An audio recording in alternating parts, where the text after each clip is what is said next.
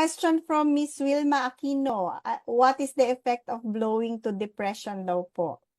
Okay. So, ang ITERA kasi meron siyang pag ginagamit natin siya, mga neuro condition po, So, pag binlow po natin dito sa ating forehead, so, nandiyan po, nag-i-increase ang circulation, So, pag nag-i-increase ang circulation natin sa brain, so, yung mga hormones po, kasi yung sa depression po kasi yan yung, ang hormone dyan yung serotonin na sinasabi. Ano po? So pag po yan ay, kaya po meron tayong SSRI, yung serotonin receptor inhibitor, para po gano'n, para po hindi siya ma-deplete. So ganun po ang gagawin ng ITERA. I-increase niya po yung blood circulation and then po yung serotonin, yung hormone po, again, para hindi po tayo ma-depress. Yun po ang i-stimulate po ng ating ITERA.